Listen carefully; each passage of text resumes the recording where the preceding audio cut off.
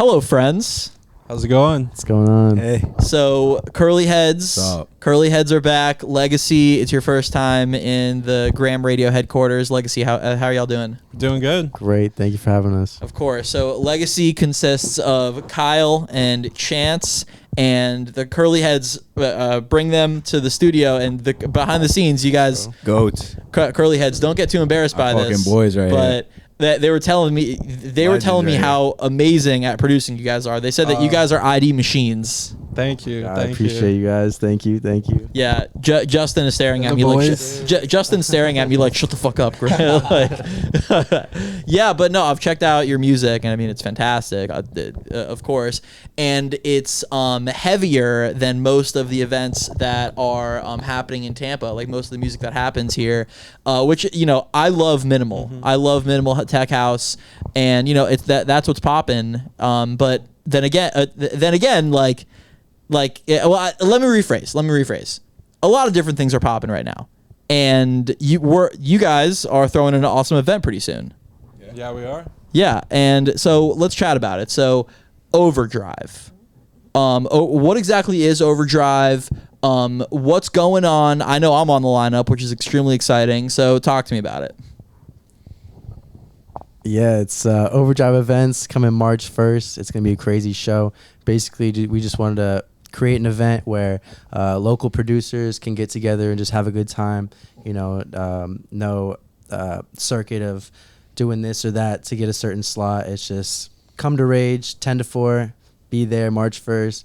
Overdrive is an event where you're going to have crazy energy, sick bass and house. It's a house show, but you're going to get a lot of energy. So that's kind of what we're about for Overdrive. Yeah, I'm incredibly excited.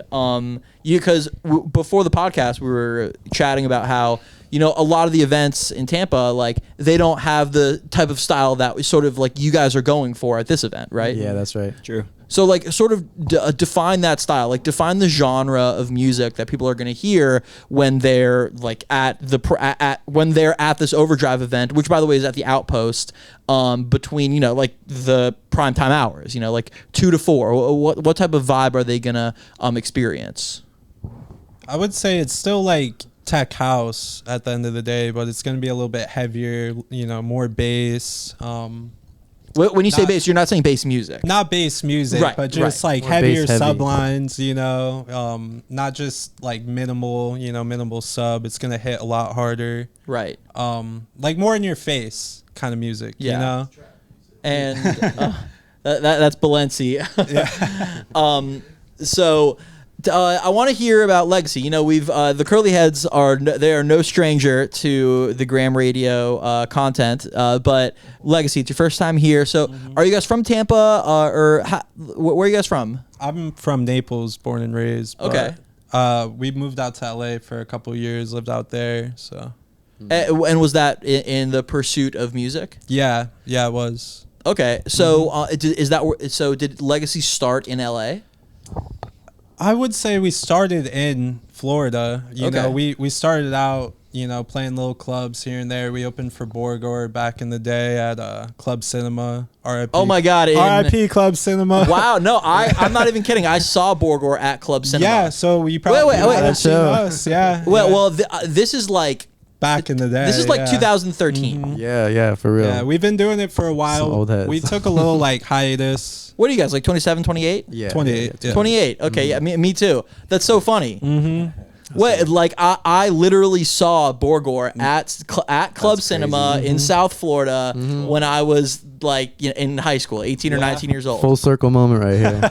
I would love to know if I saw you guys. It was probably us. Yeah. That's so funny. Yeah. We played. Were you guys Legacy at Club? Yeah, we were. Yeah. Yeah. Wow. So there's a chance that I saw you guys perform Way 10 back. years ago. Yeah.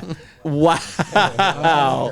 Right. Yeah. that for is real. actually crazy. Yeah. Yeah. We've been in it for a while. We took a little like hiatus for like 4 or 5 years, but we've really been going hard the last year and a half. During COVID times, him and I were living in different places, and it's just kind of hard to do music. But we linked up back in 2021 and just really hit it hard. Just been having this like crazy focus and Bless you, bro. Bless you. And energy, and we're just really hyped for the future of Legacy, and we're really excited to be collabing with all of our friends Justin's here. just been giggling for like an hour. He's got a cramp. He has you have a cramp. How do you have a cramp? I don't know, from the sneeze. He's the only person that I've Walking ever off, like Needs a seen. banana. Anybody got a banana? I've never seen someone get a cramp from needing to sneeze.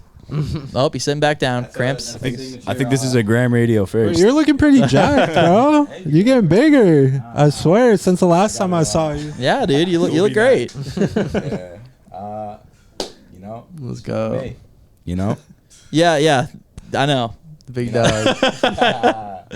Wait, so were you guys when I saw you guys open for Borgwarth 100,000 years ago? Were you Legacy then? We were. Yeah. Wow, so the Legacy So name's been around for ever. It's been a while. We started in house music, and then when EDM kind of took that, bass dubstep churn around 2015, 2016, we were really excited by it, and we started making dubstep and bass, and we kind of just like lost our style a little bit. So when we came back to house in 2021, like our focus has been just so like on point. So we're back in it. And Where'd you guys meet?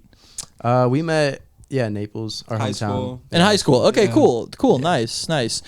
So with the Legacy project, is it sticking to this like heavier sound of house? I mean, we're always open to experiment. We have like bass house releases as well, and we have like some more minimal style tracks too, like our track No Comprendos. It's kind of more bass heavy, but the drums are Talk more into the mic. Oh, sorry. No, you're good. It's kind of more bass heavy, but the drums are more minimal, bongos, kind of Right. classic, Latin tech feel to that. Do you guys use Ableton? No, he uses do, yeah. Ableton, I use FL. Okay. Mhm. So I love asking this question. Where is your main source of samples?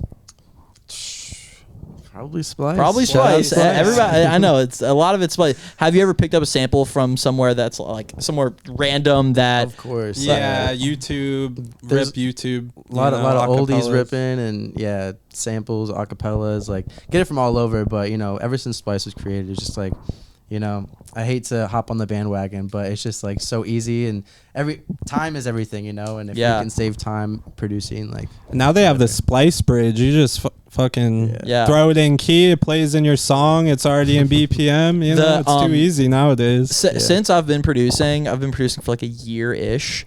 I'll make a track and I'll be so excited about the sample that I use, and then a few months later I'll be scrolling through Instagram or something, and someone will post a clip of them performing live, and it's the same sample. Yeah. And it almost like lessens the value of the sample, So, and it makes me motivated to find my own samples that aren't on Splice, but Splice is just so simple.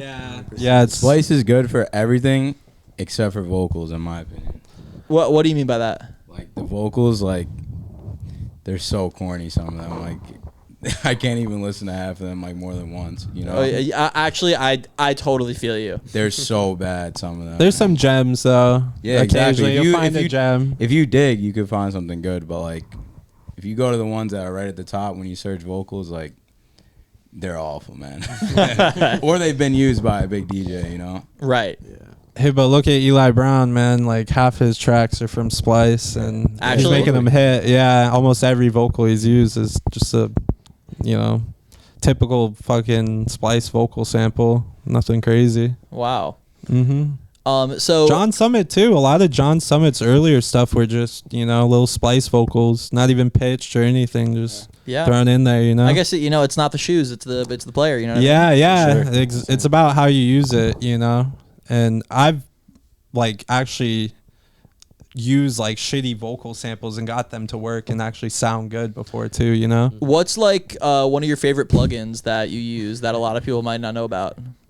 Definitely Gem Dopamine. That's probably like my secret sauce. What does that do? It's kind of like a sound goodizer, if you know what that is. I don't. You can kind of just slap it on anything and it sounds great. But what does it do though? Like, It's would I put it on a drum sample or a vocal? You could, yeah. You can Saturation you can pretty much put it on anything. It's a saturated compressor. And, Okay. yeah, it's just got a great, nice, bright sound, brightens things up. I actually use it on my master chain a lot, and Really? yeah, it Yeah, sounds we really good. nabbed it from, Ben, what about you? What's a plugin that you love to use, even if it's just like a stock Ableton plugin? Like, what's something that like you that you love to use? Kilohertz. Yeah, I was about to say Kyle put us on to Kilohearts. Kilohearts. Kilohertz. What is that? So it's just like you can buy the bundle. I mean, it's free. You're not buying it, but it's a full bundle of like 30 plugins you can use, and then it literally works on everything. Like there's yeah. Okay. Highly recommend. Wait, how do you spell it? Kilo, like KILO KILO. hearts. Yeah. With the Yeah. Z at the end. Mm-hmm. Oh, there is a Z. Oh, I didn't know that. Okay. Here's a question, because you guys are pretty experienced producers. When it comes to using a sequencer to build out like a drum pattern, do you guys like do that a lot? Because whenever I do that, I feel like it just does not come out good. No, because Like a physical sequencer? No, like analog like a sequencer? plugin. Oh, okay. Yeah. No, not so much. I know. I mean, there's so many ways to do it. Like I think we just do what's natural, and what's natural to us is we just kind of throw things on there and chop it up and do whatever. But all power to the sequencers. yeah, I think in Ableton it's a lot better because you have the grooves, the groove pools. Yes, So you can yes. just throw that on your sequence drums that kind of sound robotic. They're all in time. You would want to maybe throw different groove pools on that sequence, drum pattern, and you could definitely get some cool results from that.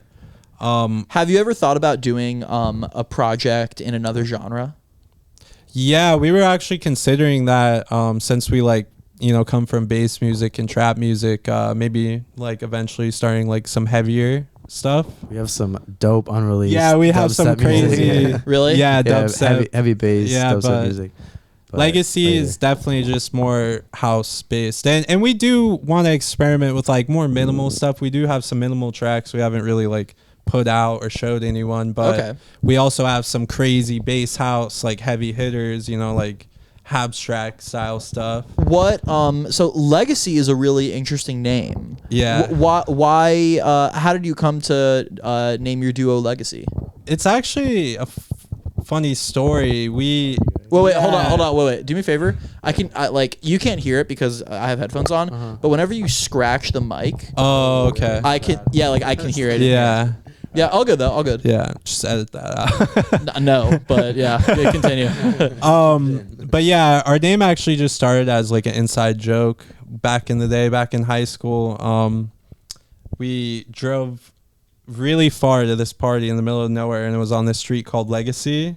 And by the time we got there, it was kind of just like dead, and all of us were just like, oh, fuck. So we used to always make fun of our friend.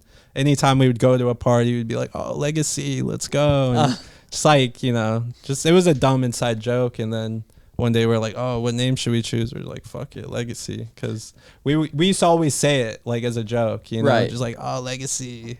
And Party's going to be crazy. Oh, Legacy, just. So I think that being in a duo is really interesting because two brains, or you can come up with a lot more than just one. But do you ever find that you're in conflict with each other when it comes to any sort of like creative difference?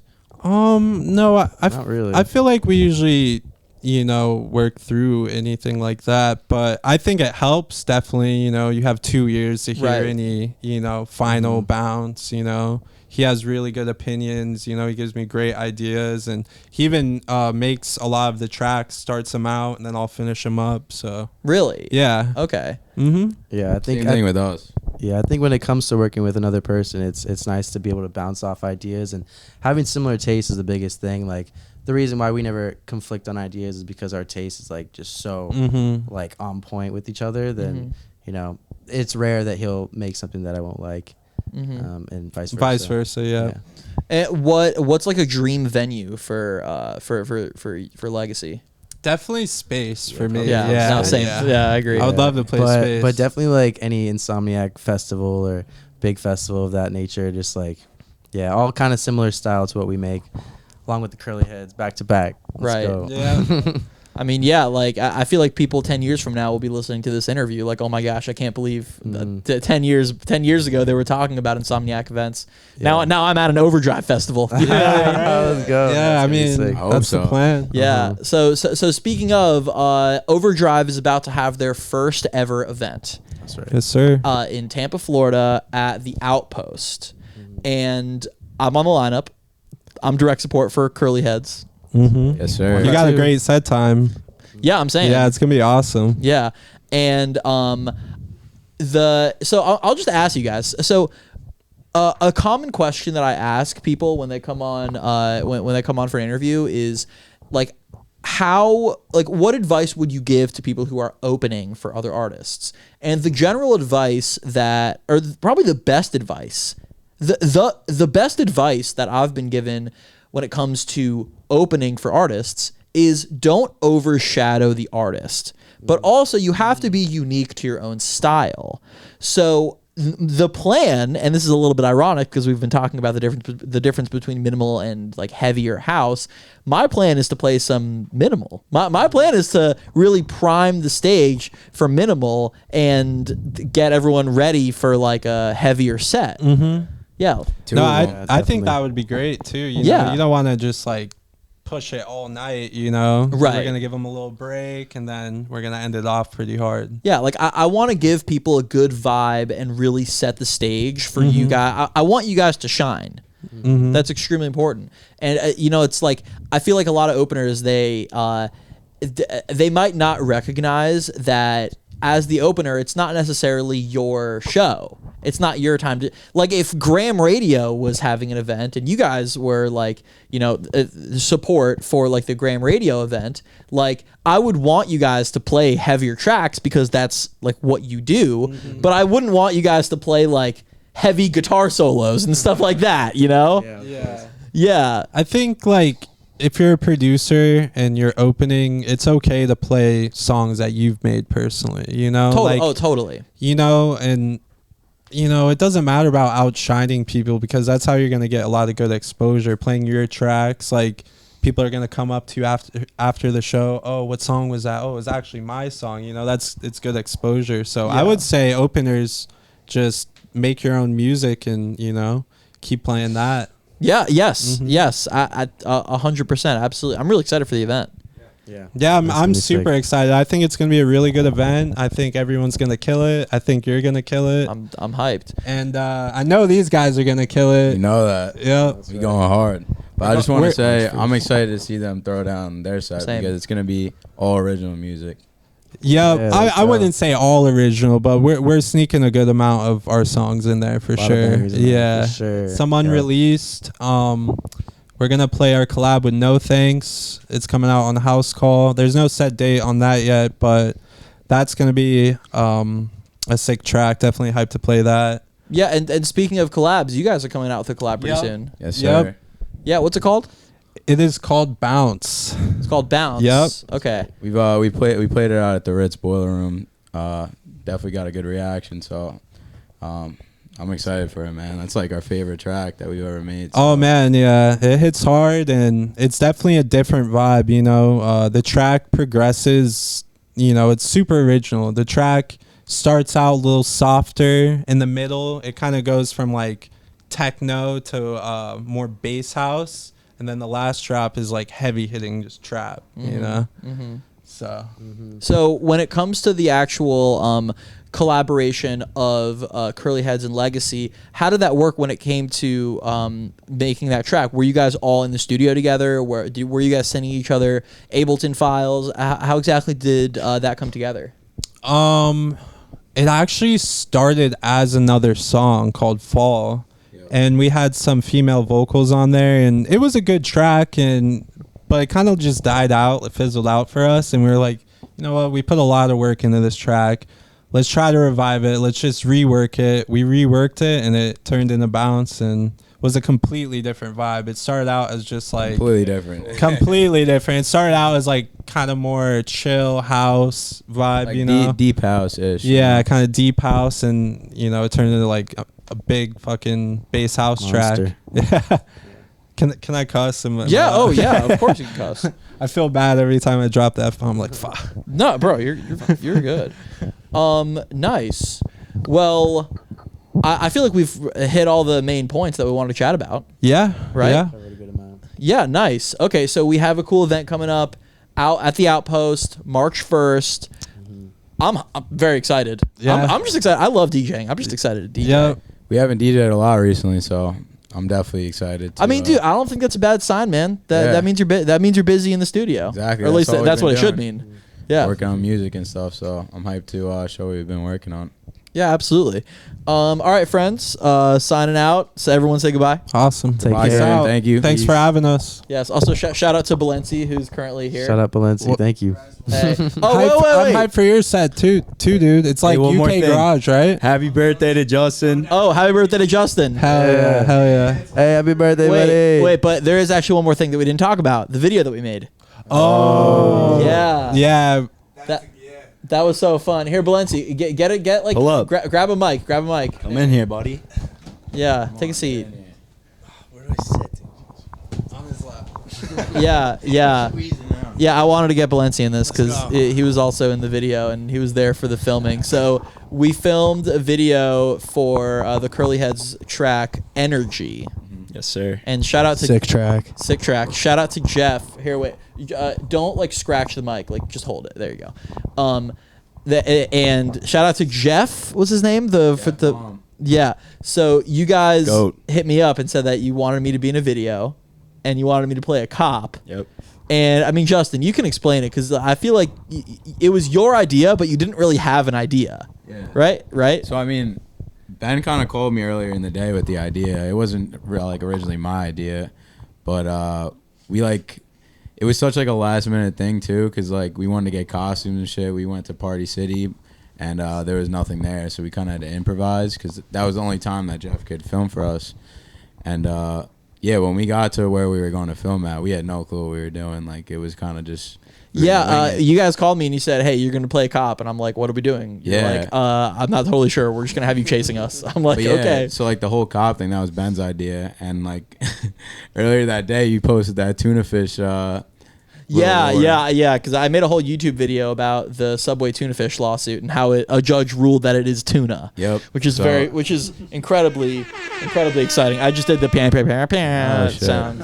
Yeah, you guys aren't wearing headphones. You didn't hear that. Yeah, so But- we were in front of Subway. I was like, we gotta put that in there. No, yeah. We walked by and I'm like, okay, like what if I am just like I'm chasing you and then all of a sudden I see Subway. I'm like, ooh, tuna sub. It's better than Graham eating a tuna sub. Come on. Nothing. Yeah.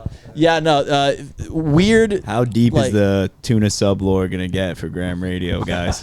The tuna sub lore is pretty intense. pretty Like deep. if you listen to the Graham Radio podcast, which is what I was doing before I kind of restarted Graham Radio, and I made it centered around house. If you listen to the Graham Radio podcast, of which there's like hundreds of episodes, every once in a while I'll ask someone what their guilty pleasure food is.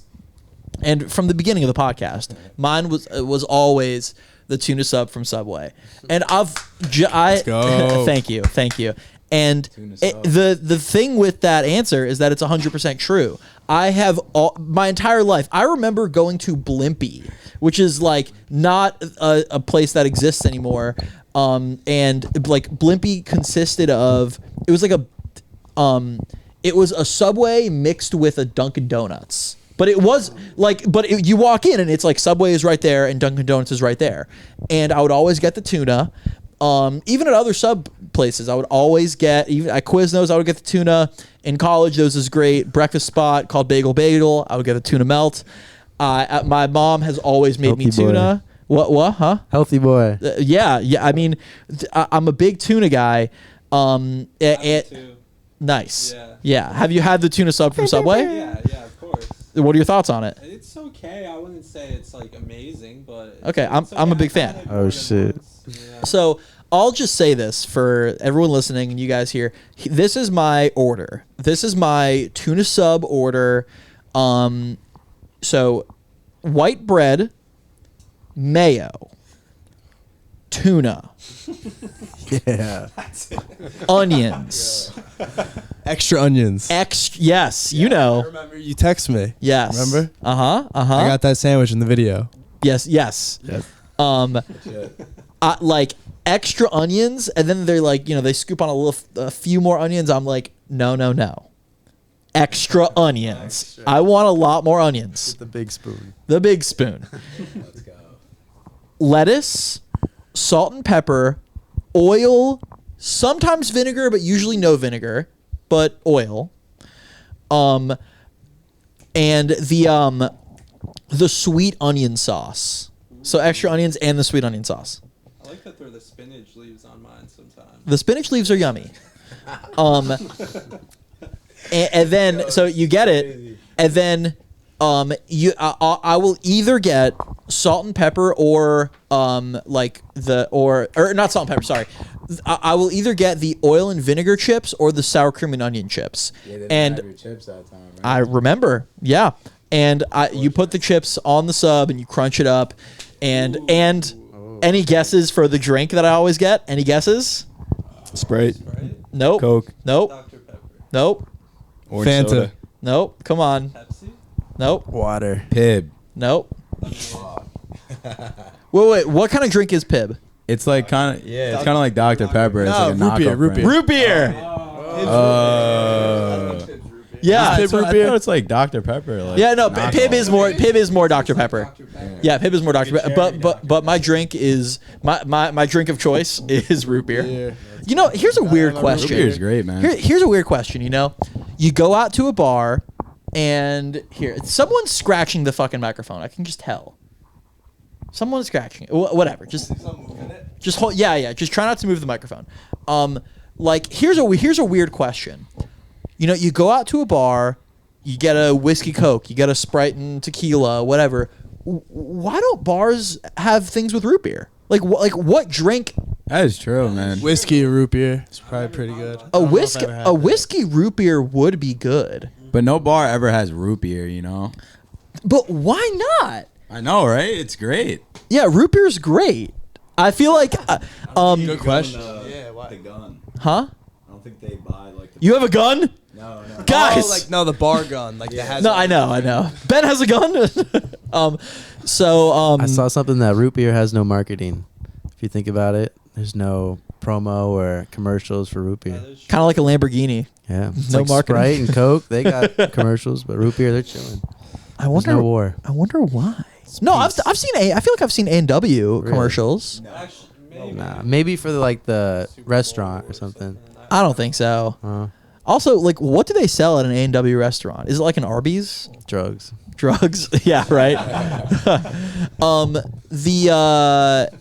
So that's the tuna sub lore. There's also other lore with Graham Radio. Another piece of lore is Rolling Rock beer. Have you guys heard of Rolling Rock beer? Yeah. I got a shirt from my father. Shout out my dad. Really? Yeah. You got your dad a Rolling Rock beer shirt? No, he gave one to me. What? Yeah. Oh, that's awesome. Yeah, Pretty cool shirt. I love Rolling Rock beer. Rolling Rock beer was my beer of choice when I was in college. It's like in the early days of the podcast, it was like an inside joke that I always would give my guest a warm Rolling Rock beer because I like to drink on the podcast in the early days, and I there wasn't like a mini fridge in my room, and I just had a 24 pack of Rolling Rock, and in my refrigerator I've had a single can of Rolling Rock beer in there for like 3 years, and it's just like my I've good luck actually charm. never tried it, but It's pretty good. Yeah, it's good. Yeah, I mean, I enjoy take it. your word on it. But so we have the official sandwich of Graham Radio, the tuna sub. We have the official beer of Graham Radio, the Rolling Rock. But I think that we may have just found the official mixed drink of Graham Radio, which is root beer and whiskey. Let's go. Yeah, whiskey root beer. Your rider would be crazy. It would be crazy. Right. Oh my God. Yeah. No, I mean, I wonder what other wacky things could I throw on my rider? Like Warm Rolling Rock. Subway tuna sub. what? Has to be warm. Has to be warm. I do not want a Root beer. refrigerated Rolling Rock. Only one color of M&Ms. Yeah, that's the thing. That's the thing. Do you know why Van Halen would do that? That's so Van Halen would put that on their rider. Do you know why they would do that? No. So on Van Halen's rider, they would always put brown M&Ms and no other color of M&Ms. So if they looked in the bowl of M&Ms and it was more than one color, if it was more than brown, then they would know that there might be other issues with like their whole setup. Because, you know, they have like a full show. They have guitars. They have, yeah, exactly. Like they have amps. They have all these things. They have drums. Things that need to be set up properly. So they know that if they did the M&Ms right, that they can trust this venue. True. Yeah. For me, it would be extra onions. How many onions are you really putting on my sub, sir? Tuna subs only. Yeah. What are some weird things that you guys would put on your riders? That's a good question. Okay, never mind. Some. I don't know. Maybe. Spicy Tequila. pickles. I need Spicy pickles? Spicy Dude, pickles. Spicy Pickle was my nickname in high school. No, it wasn't. His always Your eating nickname's spicy Big pickles. Tuna now, bro. My nickname is Big Tuna. Big tuna, like that. I'm with it. Well, friends, this has been super fun. Make sure for the listeners, slide to the. I'm trying to get the word slide out of my vocabulary. So please Pull up. come to this event. Please show up to the Outpost on March 1st. That's this Friday. It's going to be super fun. I'm going to be DJing. Curlyheads, Legacy. Blency's on the lineup. Plus, Two-Face. Who else is? Santi. Santi? Me and Santi going back to back. You and Santi are going back to back. Okay, yeah. Santi, Santi is the he thinks that he knows empanadas, but he does not. Santi brought me some pretty good Colombian, or was it Venezuelan food? Nah, he's Colombian. He got some Colombian food, yeah, and it was pretty good. I've had better. Okay. Yeah, and I'm not hating on Santi or the Colombian people. I love one of my best friends is Colombian. Shout out to Bleep. I just don't want to say his name. Shout out Alex Ramirez. Who's that? Is that just like your went buddy? back home That's from just like your boy. That's just you. You're just shouting out boys from back home now. I really want Santi to get some redemption on his empanada. Like he brought me these empanadas that he brought me. They just weren't. They were really small. They were like the skin on them just wasn't flaky enough. And when you bite into an empanada, you want it to be really full. It just was not full. And just meh, Love Santi, but he needs to get better at his empanada bringing skills. You ever have a Mr. Empanada? Really good. I have, but let me one up you a little bit. Have you had Empanada Mama? No, never heard of it. Oh man. Is it, Oh, where is it by? Where is it by? Is it a bunch of them? I think they're more in the Northeast. Oh, okay. Yeah, it's really, really good. All right, friends. No more free advertisements. Come to our events. For the listeners, we love you. Peace. Peace. See ya. All right, that was great. That was one of my worst performances, but that's all good. Alex Ramirez. Yeah. Yeah, shout out to Alex Ramirez. Yeah, good. I had to. about the Yankees player. I was like,